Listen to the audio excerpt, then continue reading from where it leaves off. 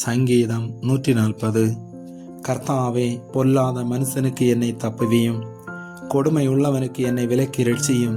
அவர்கள் தங்கள் இருதயத்தில் பொல்லாப்புகளை சிந்தித்து யுத்தம் செய்ய நாள்தோறும் கூட்டம் கூடுகிறார்கள்.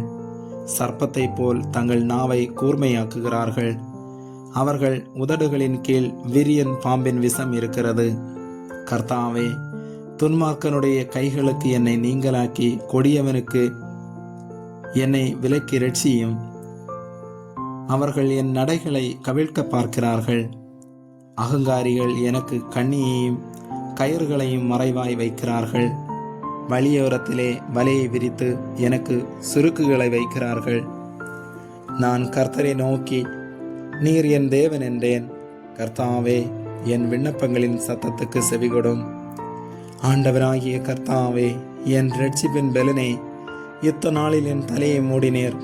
கர்த்தாவே, துன்மார்க்கனுடைய ஆசைகள் செத்தியாதபடி செய்யும். அவன் தன்னை உயர்த்தாதபடி அவனுடைய யோசனையை நடந்தேற வெட்டாதேயும். என்னை வளைந்து கொள்ளுகிறவர்களுடைய உதடுகளின் தீவினைகள் அவர்கள் தலைகளையே மூடுவதாக. நெருப்பு தழல் அவர்கள் மேல் விழுவதாக. அக்கினியிலும் அவர்கள் எழுந்திருக்க கூடாத படுகுழிகளிலும் தள்ளப்படுவார்களாக. பொல்லாத நாவுள்ளவன் பூமியிலே நிலைப்பதில்லை.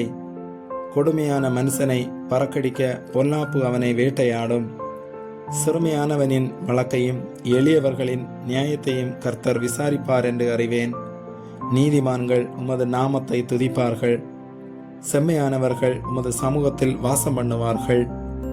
ஆமேன்.